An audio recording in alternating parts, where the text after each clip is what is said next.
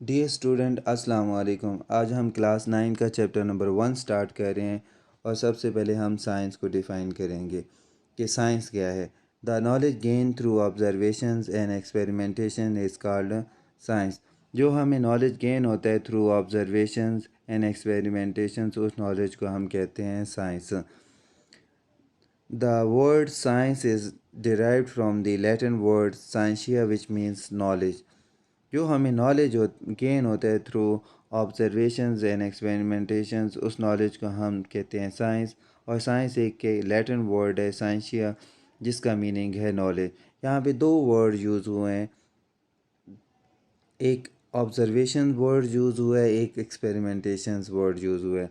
Observations words क्या है कि आप किसी चीज़ को भी ऑब्ज़र्व कर रहे हैं, ये आपकी क्या है ऑब्ज़र्व्ड वैल्यूज़ होंगी या आपकी ऑब्जर्वेशंस होंगी। अब ये आपकी जो ऑब्जर्वेशंस हैं 100% ट्रू भी हो सकती हैं और 100% ट्रू नहीं भी हो सकती। फॉर एग्ज़ाम्पल, आप ऑब्ज़र्व कर रहे हैं कि वाटर बॉयल हो रहा है और आपकी जो ऑब्ज़र्वेशन वैल्यूज़ हैं कि वाटर जो बॉयल कर रहा है वो 80 सेंटीग्रेड पे या 90 सेंटीग्रेड पे बॉयल कर रहा है, लेकिन आपको ये कंफर्म नहीं है कि ये आपके पास कि वो 100 या 90 पे या 80 सेंटीग्रेड पे क्या हो रहा है, वाटर बॉयल कर रहा है। तो आपकी जो ऑब्जर्वेशंस वैल्यू हैं, फॉर एग्ज़ाम्पल आप कहते हैं कि 80 सेंटीग्रेड पे वाटर बॉयल करते हैं, लेकिन ये आपकी एग्जैक्ट वैल्यू नहीं है। तो उसके बाद आप क्या करते हैं, एक्सपेरिमेंट्स करते हैं और एक्सपेरिमेंट से पता चलता है कि जो वाटर है वो 80 के बजाय 100 सेंटीग्रेड पे बॉयल करता है। जो इस तरह हमें नॉलेज एक्सपेरिमेंटेशंस और ऑब्जर्वेशन से नॉलेज गेन होता है, इसको हम कहते हैं साइंस। तो हमारा जो नेक्स्ट टॉपिक है वो क्या है, नेचुरल फ़िलासफ़ी। नेचुरल फ़िलासफ़ी क्या है, ओल्ड फिज़िक और ओल्ड साइंस थी, जिसमें हम ऑल के ऑल सब्जेक्ट्स एक ही सब्जेक्ट्स के अंदर पढ़ते थे। जैसे आपके पास फ़िज़िक्स है, केमिस्ट्री है, बायोलॉजी है, इसको हम एक ही सब्जेक्ट्स के अंदर स्टडी करते थे। Not until 18th century various aspects of material were studied under a single subject is called natural philosophy. Natural philosophy में क्या था, जिसमें हम living thing non living thing दोनों के बारे में हम स्टडी करते थे। फर्दर 18th सेंचुरी के बाद क्या हुआ कि जो नेचुरल फ़िलासफ़ी थी उसको फर्दर दो ब्रांचेस में डिवाइड कर दिया गया, दो कैटेगरीज़ में। एक को हम कहते हैं फ़िज़िकल साइंसेस। फ़िज़िकल साइंसेस क्या है, study of non living things, जिसमें हम नॉन लिविंग थिंग्स के बारे में पढ़ते हैं, उसे हम कहते हैं फ़िज़िकल साइंसेज। और जिसमें हम लिविंग थिंग्स के बारे में स्टडी करते हैं उसे हम कहते हैं बायोलॉजिकल साइंसेज।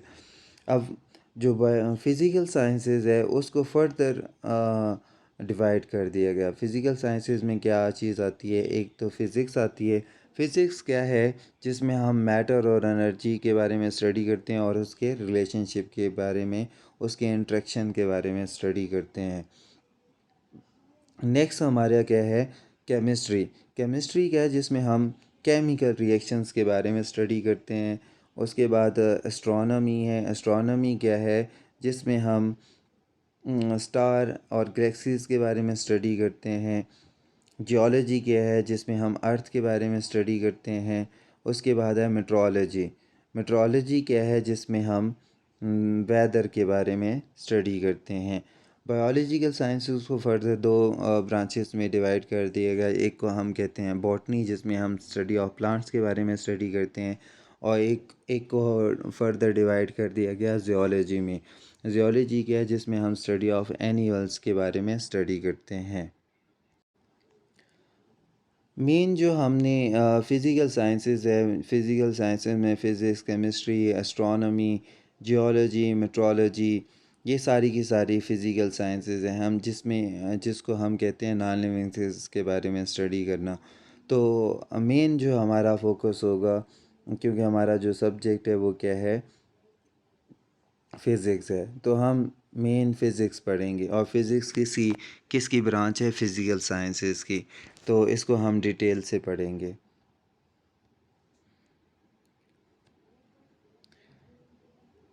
ये हम पढ़ चुके हैं कि जो describe the division of science into two main streams. जो ओल्ड साइंस थी, नेचुरल फ़िलासफ़ी, उसको फर्दर दो मेन स्ट्रीम में डिवाइड कर दिया गया। एक को हम कहते हैं फ़िज़िकल साइंसेस। फ़िज़िकल साइंसेस की डेफिनेशन मेन क्या है? Physical sciences which deal with the study of non-living things is called physical sciences. अब physical sciences की examples क्या हैं? Physics, chemistry, astronomy, geology, ये सारी की सारी इसकी branches हैं physical sciences की। उसके बाद biological sciences को हम कैसे define करेंगे? Biological sciences which are concerned with the study of living things, जिसमें हम लिविंग थिंग्स के बारे में स्टडी करते हैं, उसे हम क्या कहते हैं? Biological science. और बायोलॉजिकल साइंस की दो मेन कैटेगरीज हैं। एक को हम कहते हैं बॉटनी, एक जिसमें हम प्लांट्स के बारे में स्टडी करते हैं। एक को हम कहते हैं जियोलॉजी, जिसमें हम एनिमल्स के बारे में स्टडी करते हैं।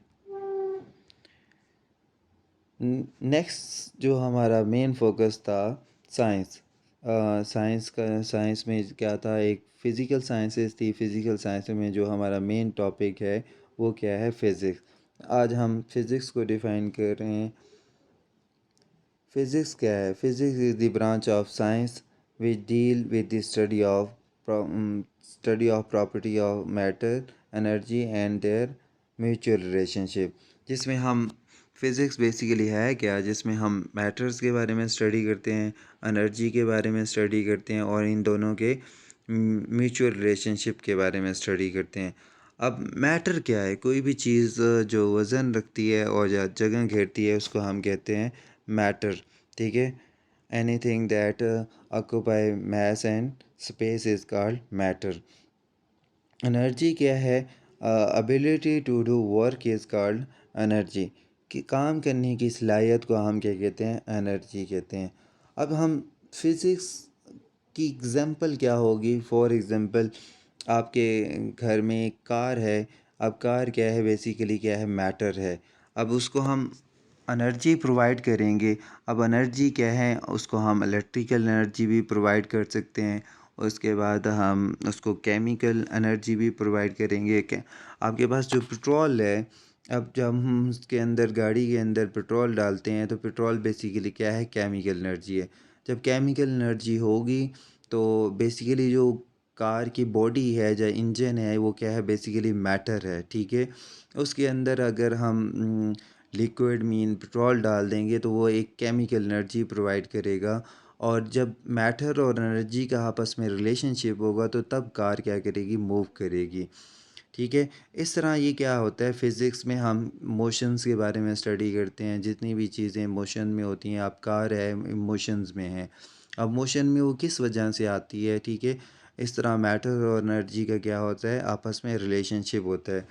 अब नेक्स्ट जो हमारा क्वेश्चन है, describe the different branches of physics. Branches of physics को हम डिटेल से अभी डिस्कस कर रहे हैं। ब्रांचेज ऑफ फिज़िक्स में सबसे पहली ब्रांच क्या है? Mechanics. It is the study of motion of object, it's causes and effects. जिसमें हम मोशंस के बारे में स्टडी करते हैं और उसके काजेज़ के बारे में स्टडी करते हैं और उसके इफ़ेक्ट्स के बारे में स्टडी करते हैं। अब यहाँ पे जो मैकेनिक्स है, इसको हम नेक्स्ट दो फर्दर कैटेगरीज़ में डिवाइड करेंगे। एक को हम कहते हैं काइनेमैटिक्स, एक को हम कहते हैं डायनामिक्स। काइनेमैटिक्स क्या है? जिसमें हम ऑब्जेक्ट्स की मोशंस के बारे में भी स्टडी करते हैं, उसके काज के बारे में स्टडी नहीं करते। काज का क्या मतलब है? कि वो मोशन किस वजह से हो रही है। जैसे हम स्टडी करते हैं कि एक कार है या ऑब्जेक्ट है, स्ट्रेट लाइन में मूव कर रहा है, सर्कल में मूव कर रहा है, या रेंडमली मोशंस में है।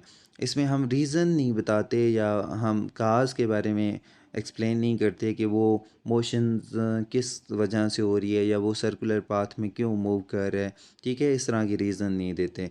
इसको हम कहते हैं, मैकेनिक्स की ऐसी ब्रांच को हम कहते हैं काइनेमैटिक्स। और जो सेकंड टाइप है डायनेमिक्स, जिसमें हम मोशंस ऑफ ऑब्जेक्ट्स, उसके काज के बारे में भी स्टडी करते हैं और इसके इफ़ेक्ट्स के बारे में भी स्टडी करते हैं।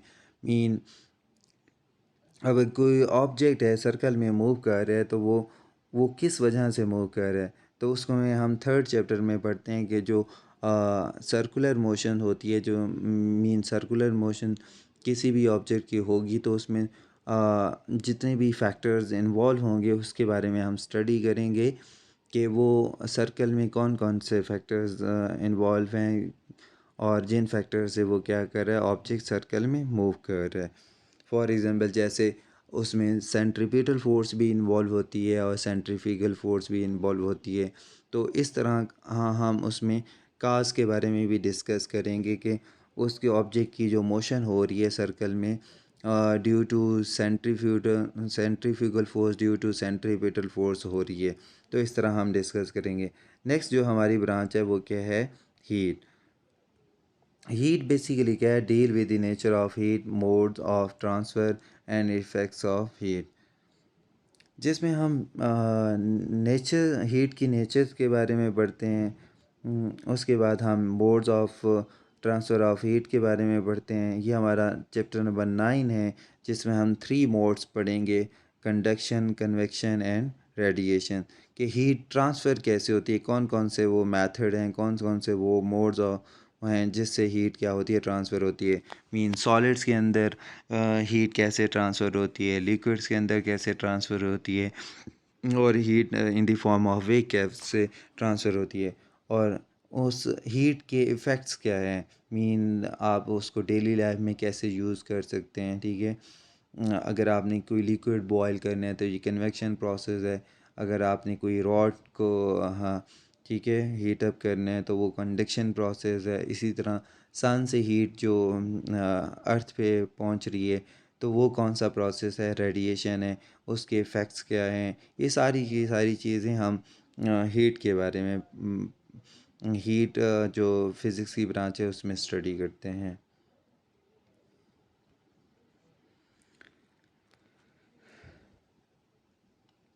नेक्स्ट जो हमारी ब्रांच है वो साउंड है।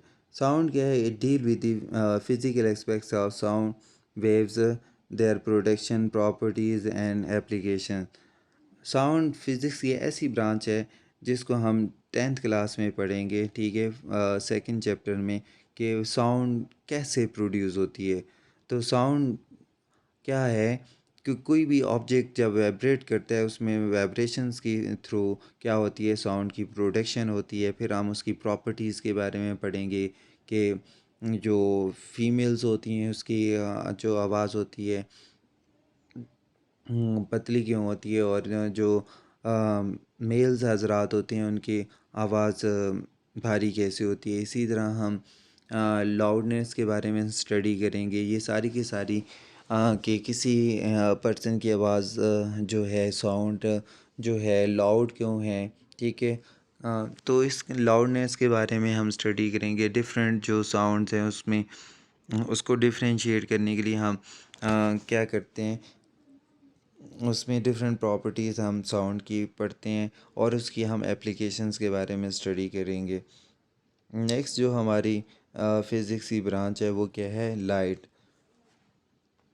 लाइट या इसको हम कहते हैं optic. It is the study of physical aspects of light, it properties, working and use of optical instrument. अब लाइट क्या है, जिसमें हम फॉर एग्ज़ाम्पल जैसे आप लोगों को देखें, लाइट नहीं होगी तो हम पढ़ ही नहीं सकते। ये सारी की सारी चीज़ें किस में आती हैं, फ़िज़िक्स में आती हैं। और उसकी प्रॉपर्टीज़, फिज लाइट जो है उसकी प्रॉपर्टीज़ क्या है, उसका वर्किंग क्या है, ऑप्टिकल इंस्ट्रूमेंट क्या है।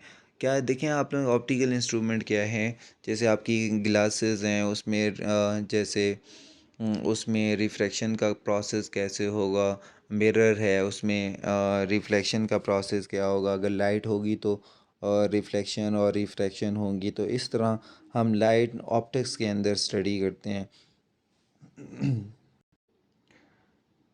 नेक्स्ट जो हमारी फ़िज़िक्स की ब्रांच है वो इलेक्ट्रिसिटी एंड मैग्नेटिज़्म।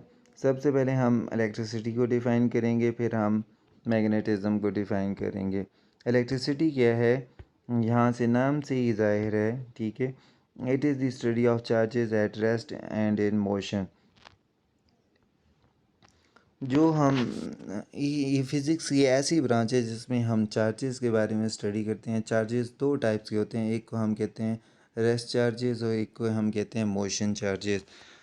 फिज़िक्स ये ऐसी ब्रांच जिसमें हम study of rest charges mean rest charges के बारे में स्टडी करते हैं, उसको हम कहते हैं इलेक्ट्रोस्टैटिक्स।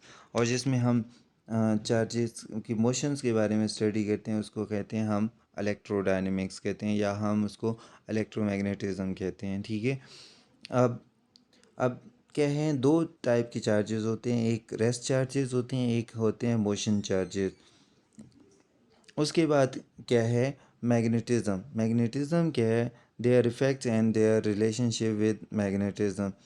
अब ये जो चार्जेस हैं इनका आपस में रिलेशनशिप क्या है मैग्नेट के साथ और मैग्नेट के बिहेवियर के साथ, तो इसको हम कहते हैं मैग्नेटिज्म। तो फिज़िक्स की ऐसी ब्रांच जिसमें हम रेस्ट और मोशन चार्जेस के बारे में स्टडी करते हैं और उनका मैग्नेट के साथ रिलेशनशिप के बारे में हम स्टडी करते हैं और उसके इफ़ेक्ट्स के बारे में स्टडी करते हैं।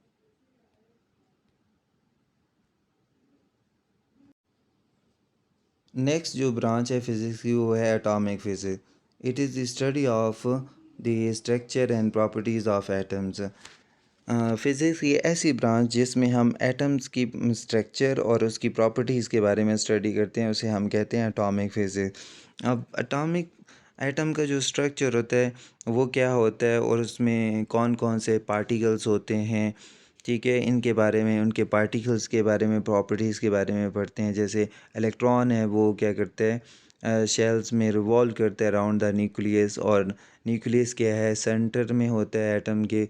और उसके जो सेंटर में जो पार्टिकल्स होते हैं वो क्या होते हैं, प्रोटॉन एंड न्यूट्रॉन होते हैं। और प्रोटॉन पे पॉजिटिव चार्ज होता है, ठीक है, न्यूट्रॉन पे न्यूट्रल होता है, मीन नो चार्ज होता है। उसके बाद इलेक्ट्रॉन पे नेगेटिव चार्ज होता है। और ओवरऑल जो एटम होता है वो क्या होता है, न्यूट्रल होता है। तो इस तरह की जो एटम्स का स्ट्रक्चर और उसकी प्रॉपर्टीज़ के बारे में हम जब स्टडी करते हैं तो इस फिज़िक्स की ब्रांच को हम कहते हैं atomic physics.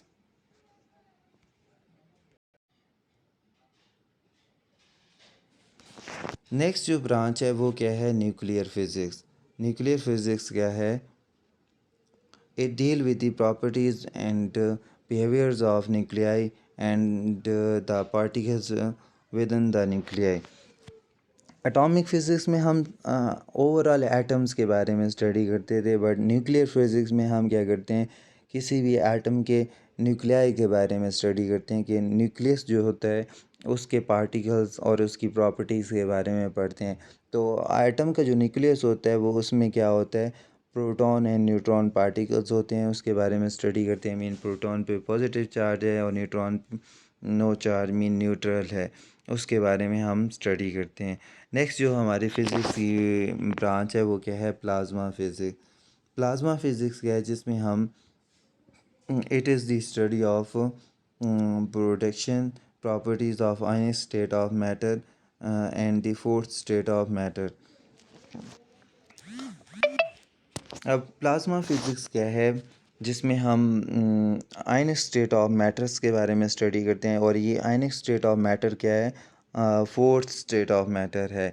Mean solid, liquid and gas. हमारे पास थ्री स्टेट्स ऑफ मैटर हैं। और जो हमारी फोर्थ स्टेट है वो क्या है, आयनिक स्टेट है। मीन जब हमारे पास गैस जो होती है वो आयंस में चेंज हो जाती है, तो इस स्टेट को हम कहते हैं आयनिक स्टेट। जिसमें हम फिज़िक्स की ऐसी ब्रांच है जिसमें हम आयंस के बारे में स्टडी करते हैं, पॉजिटिव आयंस, कैटायंस, ठीक है, एंड एनाइन, ठीक है। इसके बारे हम एनाइन एंड कैटाइन के बारे में स्टडी करते हैं, जिसको हम कहते हैं प्लाज्मा फिज़िक्स। नेक्स्ट जो हमारी फ़िज़िक्स की ब्रांच है वो क्या है, जियो फिज़िक्स। जियो फिज़िक्स क्या है, जिसमें हम it is the study of internal structure of earth, जिसमें हम अर्थ के अंदरूनी हिस्सों के बारे में स्टडी करते हैं, मीन इंटरनल स्ट्रक्चर के बारे में स्टडी करते हैं। फिज़िक्स की ऐसी ब्रांच को हम कहते हैं जियो फिज़िक्स। जियो जो वर्ड है अर्थ के लिए यूज़ होता है, ठीक है। तो यहाँ से भी आप इसको याद कर सकते हैं कि अर्थ के बारे में, मीन उसके इंटरनल स्ट्रक्चर के बारे में जो स्टडी होती है उसको हम कहते हैं जियो फिज़िक्स।